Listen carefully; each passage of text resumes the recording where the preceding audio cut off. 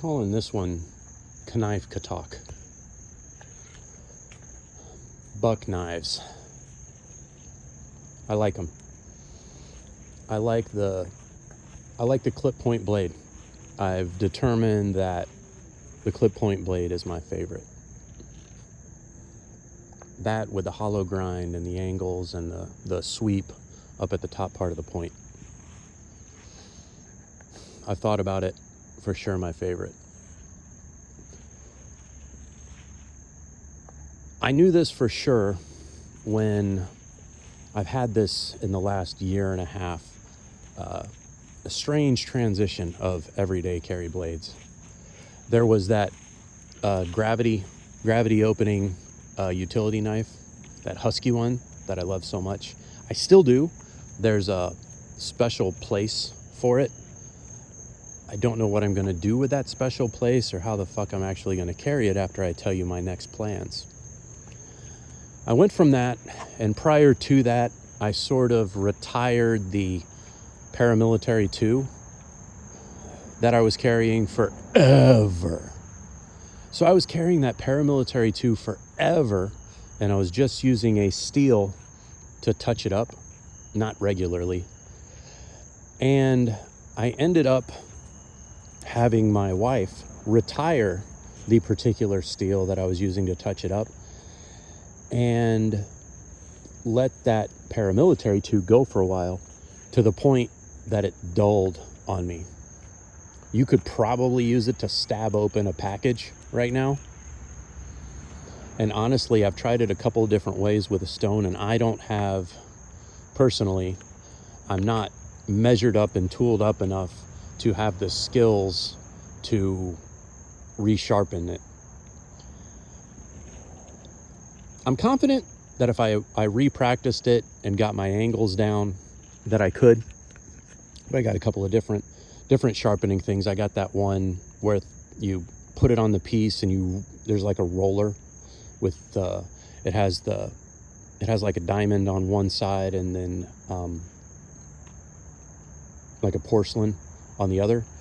That doesn't really translate well onto that particular point. Something about the distance. I think the length of the blade, because when you get down to the tip, I don't trust the way the angle continues, so I'm not using that. I do have probably one of the better whetstones they make, but that's where I don't have the muscle memory right now to hold the degree of angle, especially with the case of Spyderco, because I don't think they run a conventional angle. I'd have to research it and find out for sure.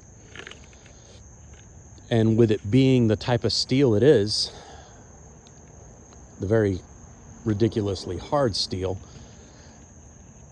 if I'm always rotating around the angle, I'm not putting the base edge back on it the way I need to, with the working edge pushing, I think, into the base edge.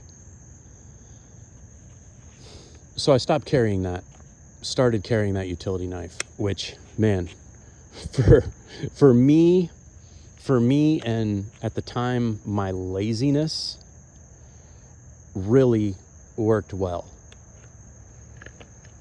until I lost it following a blood trail through some mangroves last hunting season. And I have not replaced it yet.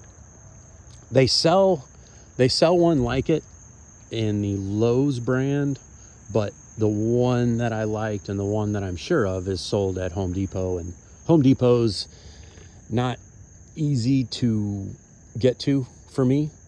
Like, it has to be deliberate where the Home Depot's located for me, so I haven't replaced that. Started carrying a small, what the hell brand is it? I feel like it's a small CRKT, very small, like maybe 1 inch of blade, real sweeping, not really a cleaver, but it's like a sweeping leaf blade. That's, I'm sure, not the word for it, but it's all belly, and I can get it sharp, but the way it cuts, I don't know if it's the angle of the blade and the particular way that I like to cut, just doesn't work for me. Began to carry, and I just came across it, and I'm not even sure how I originally got it. It may have come as a bonus with a multi-tool, but it's like a Gerber skeleton pocket. That's what I've been carrying. When I found it in my very neglected collection, and I opened it up after all those years of carrying utility blades and leaf points, when I saw that nearly clip point blade, immediately I felt that old love. It's a strange angle. I don't know if I would really call it a hollow grind, but it reminds me of it. Some of the things I don't like is it has a couple of barrels for thumb deployment, only the hinge is so stiff that I can't open it with its size to that. So whenever I'm putting it back into my pocket,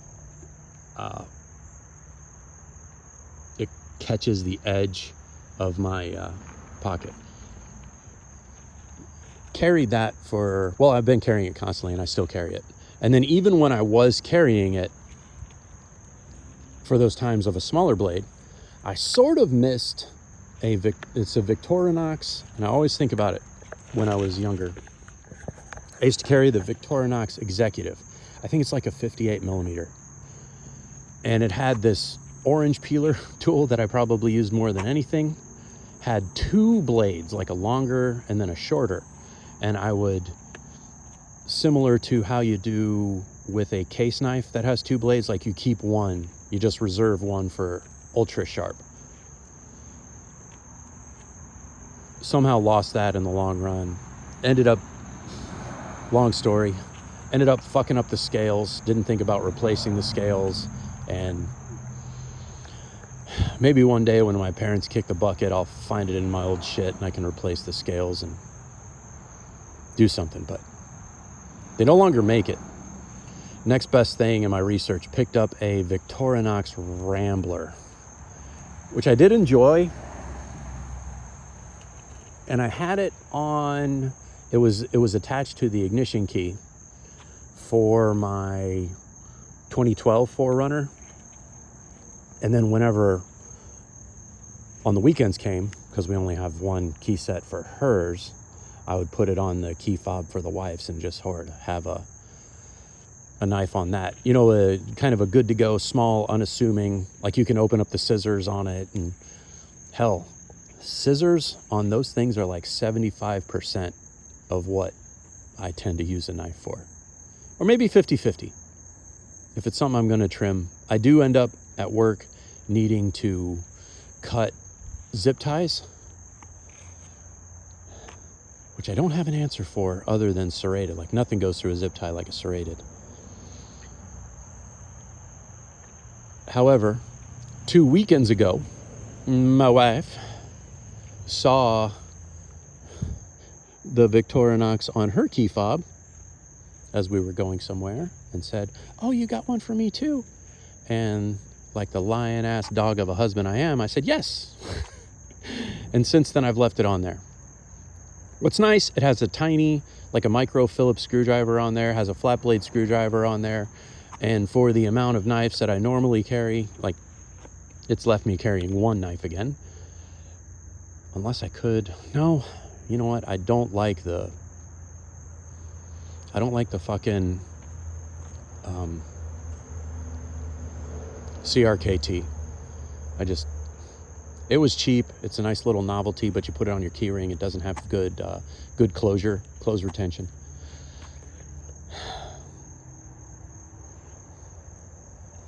All that being said, the new Buck 110 Heritage Slim and the new Buck 112 Heritage Slim. Love me some Buck 112. Standard. I can, even though one's not around me right now, I can smell the leather and the brass. I can think back to when I was a kid and I saw my dad. He started out with a Buck 112, And they were all in knives at his work, all that shit, and sharpening them and stuff. And then from the buck 112, he ends up getting the buck 110, which he termed the Big Ugly. The brass develops a patina on those, and I look at them in my collection, and I think of him and I think of those times, and it's a good thing. Hadn't thought of buck in the longest time. Sort of sidelined it from the polymer ones as a more economical knife, ironically, a more economical knife than what I was used to, because I'm becoming a Spyderco snob for the longest time. But what I need your help with, I'm going to get some buck heritage slims. Question is, they make it in nickel, they make it in brass. Probably only going to get the 112, where I like the brass and it makes me think of things good. The nickel, from a standpoint of the neglect that I'm going to exercise towards this thing, has a little bit more appeal. What I need help with is buck 112, heritage slim, nickel or brass. For the sake of hunting season being right around the corner, I'd only want to do one for now. I will eventually have both. I think the 110 is a little on the big side for me for just a pocket carry, and I'm no fucking knife fighter, so I seldom think of a knife as my secondary weapon. My secondary weapon is my Reeboks. Got two perfectly good legs, I can fucking run away. Need your help. Let me know.